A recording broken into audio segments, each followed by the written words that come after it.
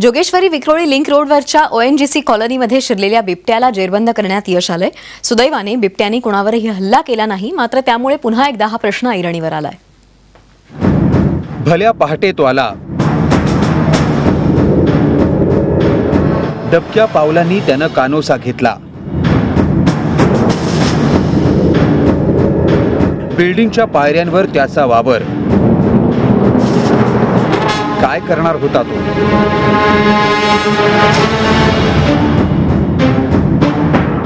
Jogeshwari Vikhroli link इकडे तिकडे फिरल्यानंतर त्याने थेट पायऱ्यांखालची जागा पकडली।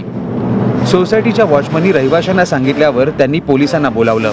कुत्ते भगाने के इधर गया, एक कुत्ता इधर चला गया, तो कुत्ते समझ करके वो गया उसके पीछे, तो देखा तो मतलब वो कुत्ता नहीं था, दूसरा कोई था। उसने दूसरे आदमी को बुलाया, फिर वो मुझे बुलाया, फिर मैं बुलाया तो फिर देखा तो मतलब वो चीता था। मतलब फिर एक आदमी और मतलब ये अपना साथी उनको बुलाया, उदय सिंह को, फिर उनको बुला करके हम लोग कंफर्म हो गया कि मतलब चीता है। उसके बाद में RW सोसाइटी को सबको इन्फॉर्मेशन किया, फिर वो सोसाइटी वाले जो है फिर पुलिस को इन्फॉर्म किया।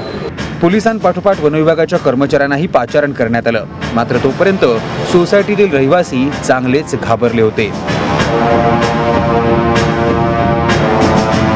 बरोबर 4:05 म्हणजे 4 वाजता त्याची एंट्री झालेली आहे कॉलनीमध्ये। त्यापासून आम्ही इथेच सगळे आहोत घाबरलेल्या परिस्थितीत। आमचा पोलीस स्टाफ त्वरित आला 5 मिनिटात। फॉरेस्ट ऑफिसरची पण काही लोक आली आहेत, पण एकंदरीत वातावरण पुष्कळ भयभीत झालेलं आहे ONGCचं। रहिवासी आणि वनविभागाच्या कर्मचाऱ्यांनी प्लायवूडनं आधी बिबट्या झोपला होता ती जागा अडकवली, त्यानंतर त्याला बेशुद्धीचं इंजेक्शन देऊन पकडण्यात आलं।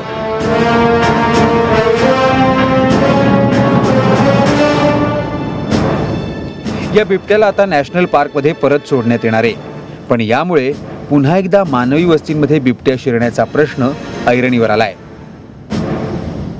आशिष सिंग, TV9 मुंबई।